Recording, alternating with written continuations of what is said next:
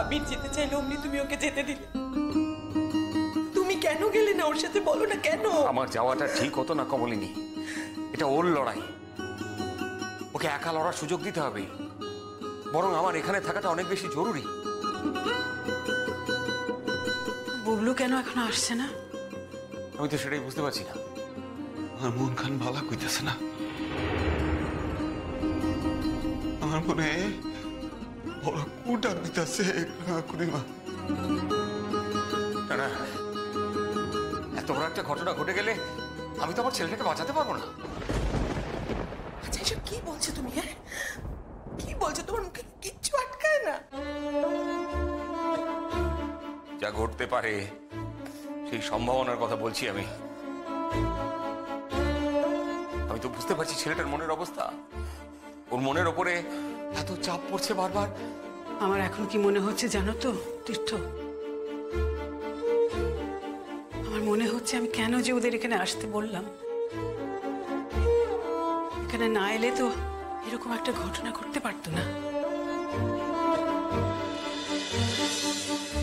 আর মানিক, তুই কেন ফোন করে ওদের এখানে আসতে বললি বলতো? তুই জানিস তো বউ কিরকম ধরনের মানুষ, যে কোনো সময় কারোর ক্ষতি করে দিতে পারে। কেন আসতে বললি বলতো? দেখুন সম্পূর্ণ এপিসোড জি5 এ। না কুড়িমা, আমি ভাবতে পারিনি যে গৌরী মাইয়াটার এইরকম অবস্থাটা করতে পারে। আমি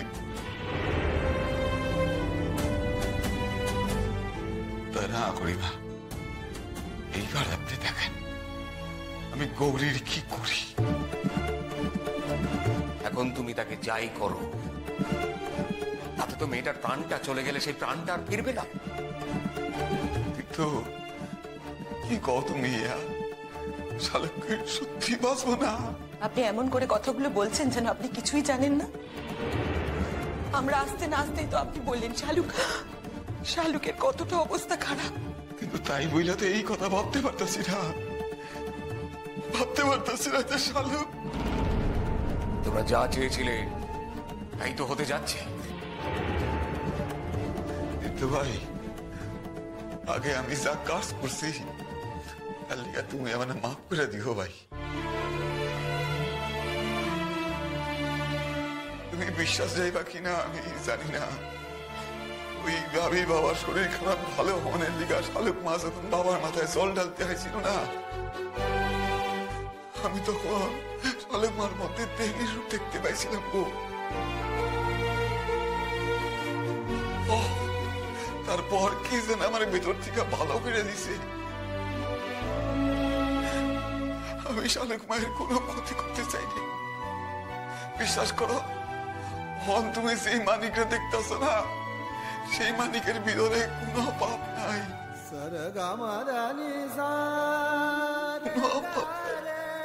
আমি শালুকের কোনো ক্ষতি করতে চাই নাই গো, কোনো ক্ষতি করিও নাই, কোনো ক্ষতি করি নাই আমি।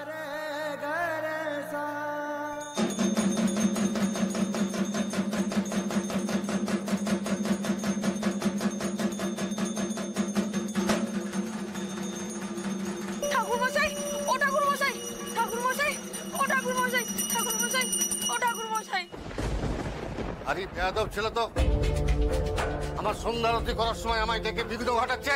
ও ঠাকুরমশাই, আমাদের খুব বিপদ গো। আমার দিদির প্রায় মরো অবস্থা, তাই আবির দাদা মানে দিদির বর বাবার মাথায় জল ঢালতে এসছে গো। দিদি এই ঠাকুরকে খুব ভক্তি করে কিনা তুমি তো জানো, তুমি তো দেখেছো। সেবার দিদি আবির দাদাকে বাঁচানোর জন্য বাবার মাথায় জল ঢালছিল। তোমার মনে পড়ছে না ঠাকুরমশাই? তো মন্দিরের তো একটা নিয়ম আছে, যখন তখন এসে বাবার মাথায় জল ঢালা যায় না। তাছাড়া বাবার মাথায় জল ঢালতে গেলে ধোয়া কাপড়ে আসতে হয়। তাছাড়া জলই বা কোথায়? নদী থেকে তুমি কি জল ভরে এনেছো?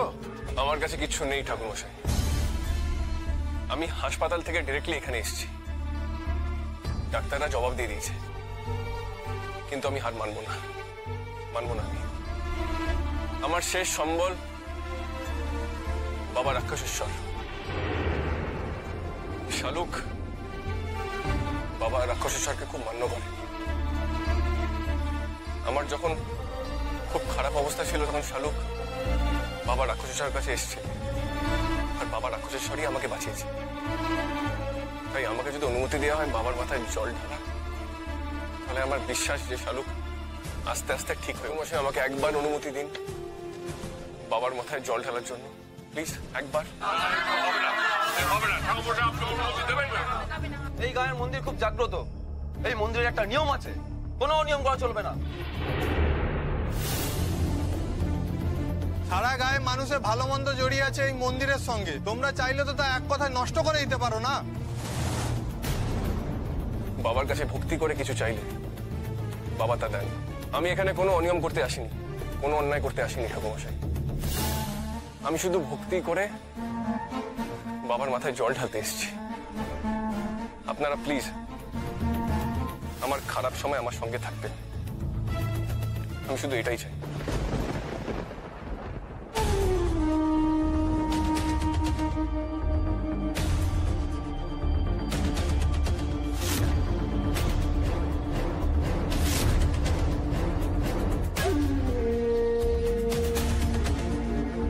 ঠাকুরমশাই, তুমি কি চাও না দিদি বেঁচে উঠুক?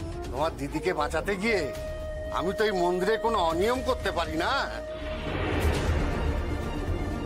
আমাকে গায়ের লোক রেখেছে এই মন্দিরে বাবার সেবা করার জন্য।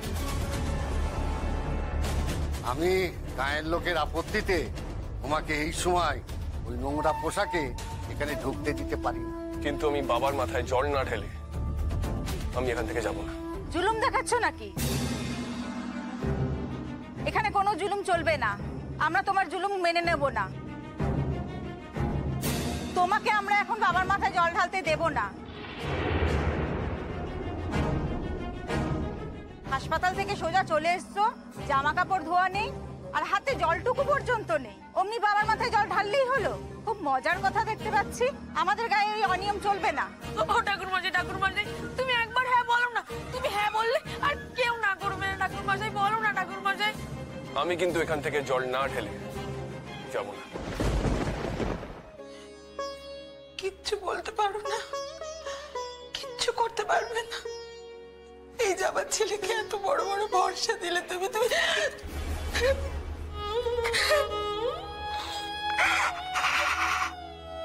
আমি কিছুতেই মানতে পারছি না, আমি কিছুতেই মানতে পারছি না। ও বৌমা চলো না, আমরা একটু মেয়েটার কাছে গিয়ে দাঁড়াই, একটু চলো না ভেতরে। যেও না, যেও না, যেও না, সহ্য করতে পারবে না তুমি। আমি বলছি সহ্য করতে পারবে না, যেও না। না না, তবু আমি যেতে চাই, আমি যেতে চাই, আমি কে দেখতে চাই। আমি ওখানে দাঁড়িয়ে থাকতে ঠাকুর কি করে ওইটুকু একটা কুচি মেয়েকে আমাদের থেকে কেড়ে নিয়ে যায়, আমি দেখতে চাই। আমি তো আমার ছেলেটাকেও বাঁচাতে পারবো না বাপ। ওই উড়িতে যেরকম পাগলের মতো আচরণ করছিল, তার উপরে যদি সরেছে শালুকের। তা না হলে ভাবো তো, যে ছেলে কোনোদিন ঠাকুর দেবতা নিয়ে কথা বলতো না, ভাবতো না, সে আজ মন্দিরে যায় বাবার মাথায় জল ঢালতে। কেন ভাই এটা দায়িত্ব কইলাম এখানে? কেন কইলাম? কেন কইলাম ভাই এটা দায়িত্ব? কেন?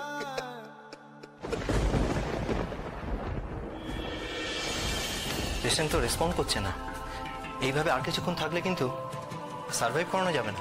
আমাদের এর থেকে বেশি আর কিছু তো করার নেই। এইটুকু একটা বাচ্চা মেয়ে এইভাবে জীবনটা শেষ হয়ে যাবে? হ্যাঁ দেখুন না, অক্সিজেনও টানতে পারছে না, আর আমাদেরও তো কিছু করার নেই।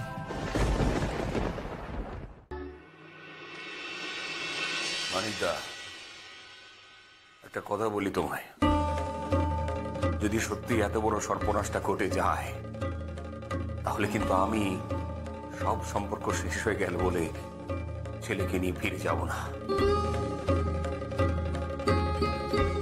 আমি এর প্রতিকার করব। একটা মেয়েকে অকালে চলে যেতে হলো যার জন্য, সে যেই হোক তাকে শাস্তি পেতে হবে। জামাইবাবুকে পাগলের হাসপাতালে গিয়ে ভর্তি করে দিন।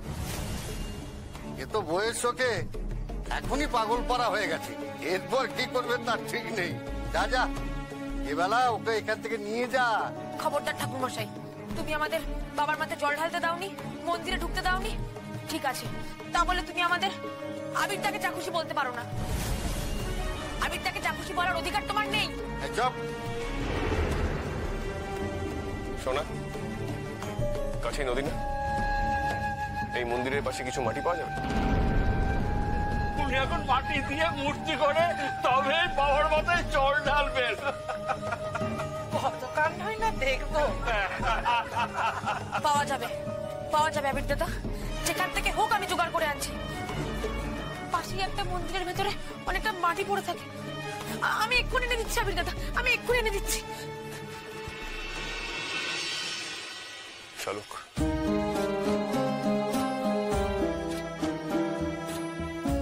কিছুক্ষণ অপেক্ষা করো শালুক। আমি বাবার মাথায় জল না ঢেলে ফিরবো না।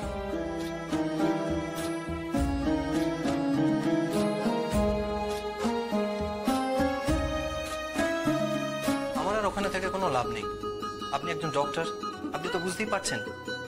দাঁড়িয়ে দাঁড়িয়ে ওরকম ফুলের মতো একটা মেয়েকে কোমায় চলে যেতে দেখবো, সেটা আর পারলাম না। তবে হ্যাঁ, আমরা যত দূর পেরেছি তত দূর পর্যন্ত প্রাণপণ চেষ্টা করেছি।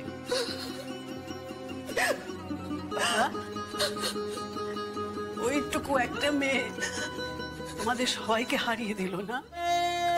কেউ কিচ্ছু করতে পারলে না, সবাইকে গোহারান হারিয়ে দিল ওইটুকু একটা মেয়ে। দেখুন, এটা তো পুলিশ কেস হয়ে যাবে, থানায় অলরেডি ইনফর্ম করা হয়ে গেছে। এরপর আপনাদের থানা, পুলিশ, এই সমস্তটা ঝামেলাটাই পোহাতে হবে। আমি জানি এই মুহূর্তে হয়তো এই কথাগুলো বলা আমার ঠিক হচ্ছে না, কিন্তু আমার উপায় নেই। আমি চাই যে বা যারা মেয়েটার এত বড় সর্বনাশ করেছে তাদেরকে খুঁজে বার করুন, তাদের শাস্তি হোক। সিস্টার, এনাদের মধ্যে যারা ওপরে যেতে চান ওপরে নিয়ে যাও। Excuse me. আপনারা আসুন। কি হয়ে গেল বলো তো মা? আমার দোষ, আমার দোষ, ও তীর্থ সব আমার দোষ, জানো তো? আমার জন্যই দাদু ভাই এত কষ্ট পেল, এত বড় একটা শাস্তি পেল। আমি তো ওদের বিয়ে দিয়েছিলাম না, তা না হলে তো ওরা এত বড় একটা শাস্তি ভোগ করতে হতো না। আমি তোমাদের সব তিরস্কার মেনে নেবো তীর্থ বৌমা। আমি কোনোদিন নিজেকে ক্ষমা করতে পারবো না, তোমরা আমাকে ক্ষমা করো না, কিন্তু কোনোদিনও ক্ষমা করো না। আমি যা করেছি তার কোনো ক্ষমা নেই, কোনো ক্ষমা নেই।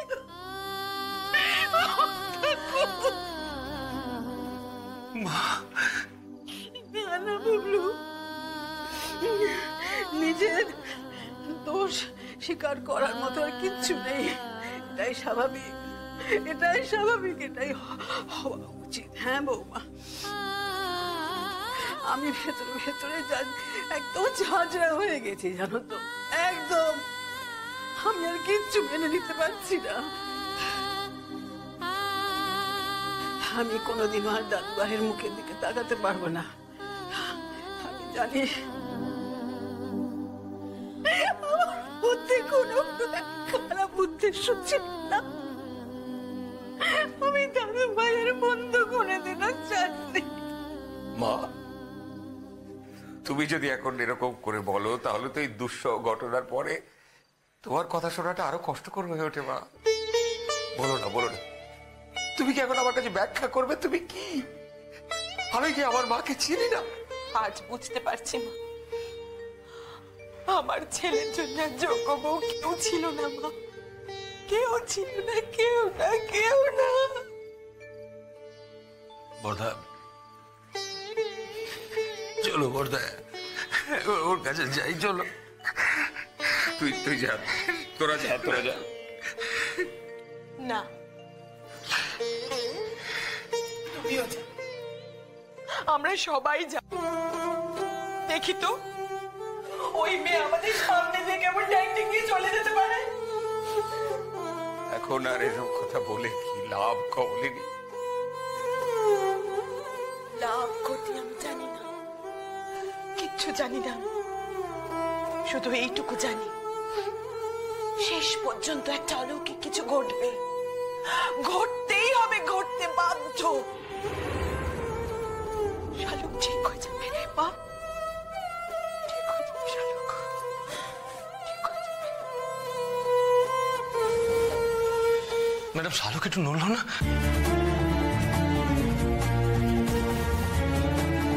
না না, ও এখন নড়ার মতন অবস্থাতেই নেই। আপনার তো ইলিউশন হচ্ছে। ও যদি নড়ার মতন অবস্থাতে থাকতো তাহলে তো আমরা নিজেদের একটা আশায় থাকতাম।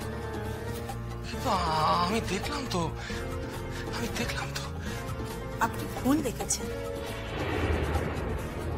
আমারও যেন মনে হলো ও একটু নড়লো।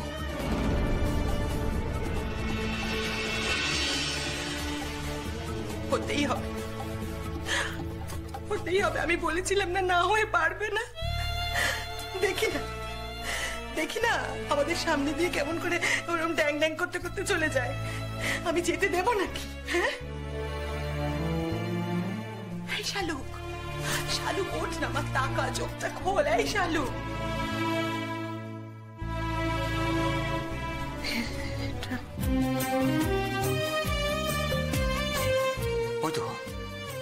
ওই তো ঠোঁট নড়েছে। আমি স্পষ্ট শুনেছি ও কিছু বললো। শালুক বা ভালো হয়ে ওঠ, বা ভালো হয়ে ওঠ। দিদি ভাই দেখো, তোমার মহাদেব তোমার জন্য পাগল হয়ে কোথায় কোথায় ছুটে বেড়াচ্ছে। চোখ মেলে দেখো মা। দিদি ভাই, তুই চলে আসো না, আর কোনো ভয় নেই। আমার মূর্তি বানানো হয়ে গেছে। আমি কথা দিয়েছিলাম না, আমি বাবার মাথায় জল না ঢেলে এখান থেকে যাব না। সেই কথা আমি রাখবই। শুধু এইটুকু সময় যাতে শালুক আমার জন্য অপেক্ষা করে। আমি কথা রাখবো শালুক, আমি কথা রাখবো।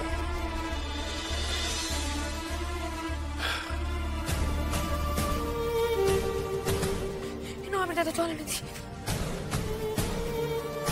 বাবা, তুমি মূর্তি বানিয়ে ফেলেছো? কি গো ঠাকুর মশাই, খুব তো আবির দাদাকে বাবার মাথায় জল ঢালতে দিচ্ছিলে না। এখন তো আবির দাদা বাবার মূর্তি তৈরি করে বাবার মাথায় জল ঢালবে। আটকাতে পারলে না তো?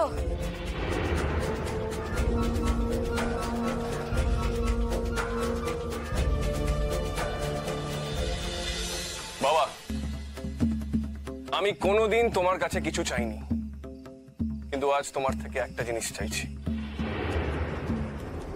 তোমার সবচেয়ে বড় ভক্ত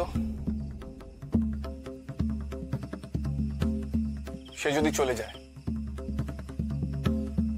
তোমার কি সেটা ভালো লাগবে?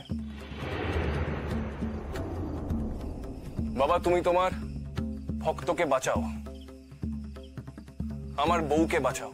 বাবা, শালুক যদি ঠিক হয়ে যায় তাহলে আমি তোমার মতন তোমাকে পুজো দেব।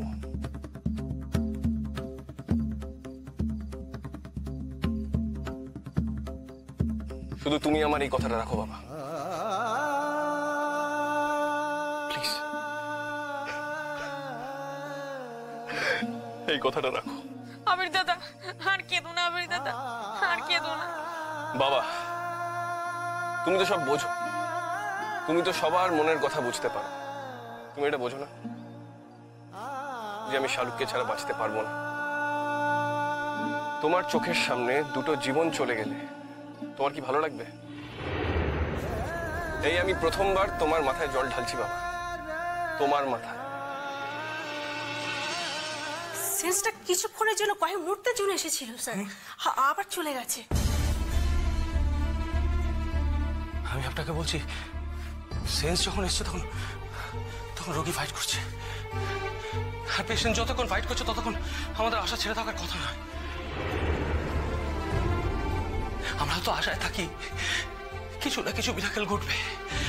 আমরা সবটা জানি না, আমরা তো সবটা জানি না। আমরা কোথাও না কোথাও হাল ছেড়ে দিই, সেখান থেকে হালটা অন্য কেউ তার নিজের হাতে তুলে নেয়।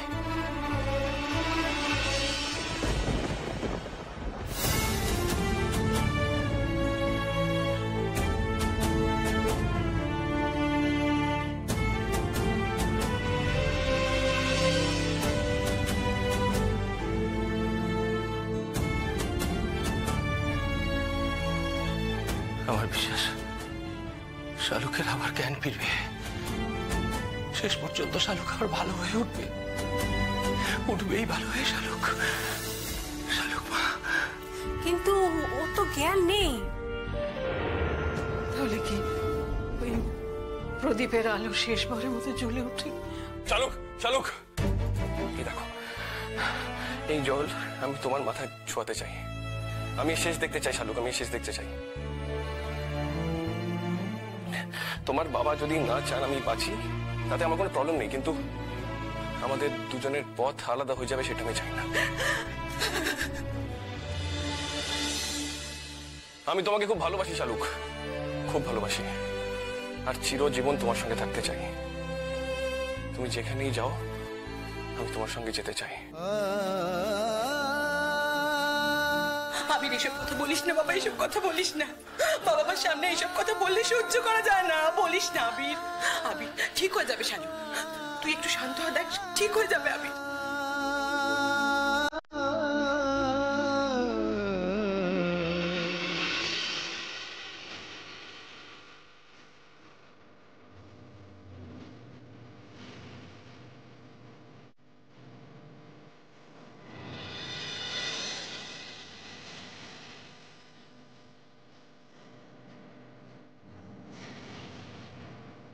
শালুক, এই তো আমি চলে এসেছি।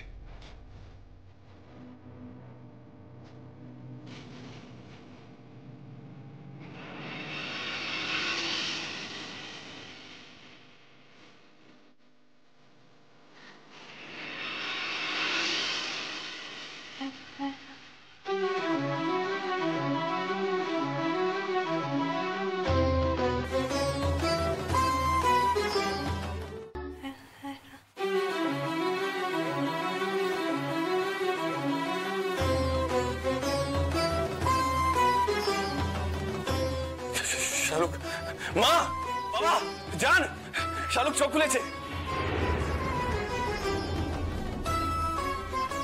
শালুক চোখ খুলেছে, শালুক চোখ খুলেছে। মা, মা,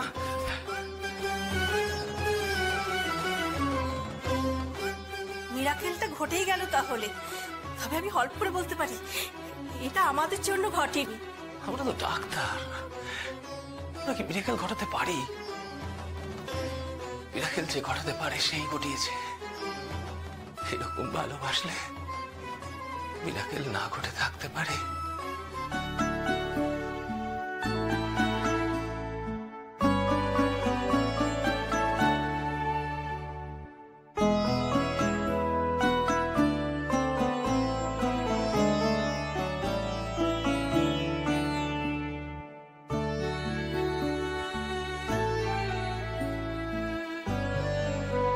শালুক, তুমি হাসছো? হাসছো তুমি? আর যদি তুমি বেঁচে না যেতে, আর তোমার যদি কিছু হয়ে যেত, তাহলে আমি মনে মনে ঠিকই করে নিয়েছিলাম এই দুনিয়া ছেড়ে আমি চলে যাব। আমি আছি আর তুমি নেই, সেটা কখনো হতে পারে? আবার তুমি আবার এসব কথা বলছো তো? তোমার কথা বলা বারণ না।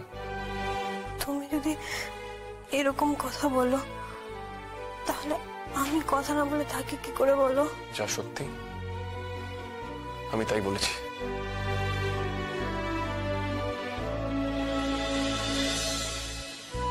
চিরদিন এমন ভালোবাসবে তো তুমি আমায়?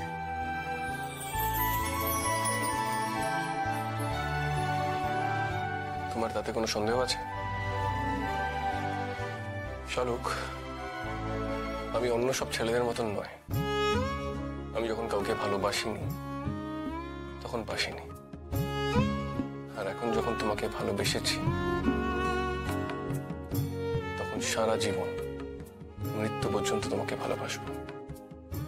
তুমি বোঝো না আমি তোমাকে কতটা ভালোবাসি। বুঝবে কি করে? নিজের চোখে তো দেখেনি। জানিস দিদি, আবির দাদা কি করেছে? আমাদের তো পুরোহিত আর মন্দিরে যারা লোক ছিল তারা তো মন্দিরের ভেতরে ঢুকতেই দিচ্ছিল না। আবির দাদা মন্দিরের চাতালে বসে শিবলিঙ্গ বানিয়ে তাতে জল ঢেলেছে। জানিস দিদি, আবির দাদা যখন মন্ত্র পড়ছিল তখন তো আমার গায়ে কাঁটা দিয়ে উঠেছিল। মনে হচ্ছিল আবির দাদা দুনিয়ায় একা তোকে ছাড়া আর কাউকে দেখতে পাচ্ছিল না। এই বাবার মাথায় জল ঢালতে পারতাম? তুই যদি অন্ধকারে ভয় না পেয়ে যদি নদীর ঘাটে না যেতিস তাহলে কে যেত? তুই ছাড়া কেউ পারতো না। আমার দিদির প্রাণের থেকে কি আমার ভয় বেশি হলো আবির দাদা? তোমরা আমায় এত ভালোবাসো, অথচ আমি মনে মনে দুঃখ করতাম কেউ আমায় ভালোবাসে না বলে। শোনা, তুই একটু ওদিকে যা তো, তোর দিদির সঙ্গে আমার কিছু পার্সোনাল কথা আছে। কথা? হ্যাঁ, যা ওদিকে। ঠিক আছে। এই দেখো আবির দাদা, আমি আর কিছু শুনছিও না, কিছু দেখছিও না। এই দেখো আমি কানে আঙ্গুল দিয়ে দাঁড়িয়ে আছি, এই দেখো আমি পেছন ফিরেও দাঁড়িয়ে আছি। আমাকে নিয়ে আর ভেবো না আবির দাদা। এবার তোমার দিদিকে যা বলতে মন চায় তাই বলো। বড্ড পাকা হয়েছে ছেলেটা। হ্যাঁ,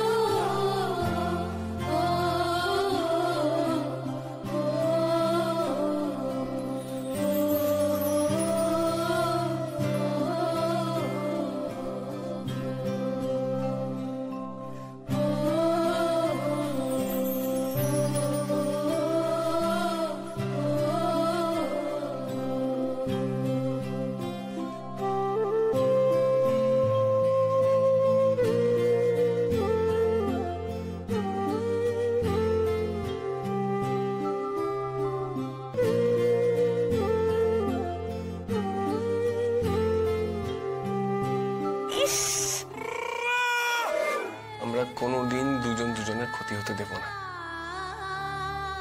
দুজন দুজনকে আগলে রাখবো চিরকাল।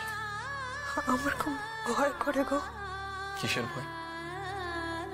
এখন তো তুমি বাড়িতে আছো, কিন্তু তুমি যখন দূর দেশে পড়তে চলে যাবে, সেখানে কত লেখাপড়া জানা মেয়েদের ভিড়ে তুমি যদি আমায় ভুলে যাও। তুমি এইসব কথা বলবে তাই তো? তোমার জন্য এত লড়াই করলাম, আর এই পাওনা ছিল আমার। তুমি কি আমার উপর রাগ করলে? এখন আবার তুমি জিজ্ঞেস করছো আমি রাগ করেছি কিনা? না, রাগ করিনি, আরো বেশি করে ভালোবেসেছি তোমায়। তুমি আমাকে এত বড় কথা বললে, ভালো না বেশি পারি তোমায়? আমি জানি তো তুমি রাগ করেছো আমার উপর।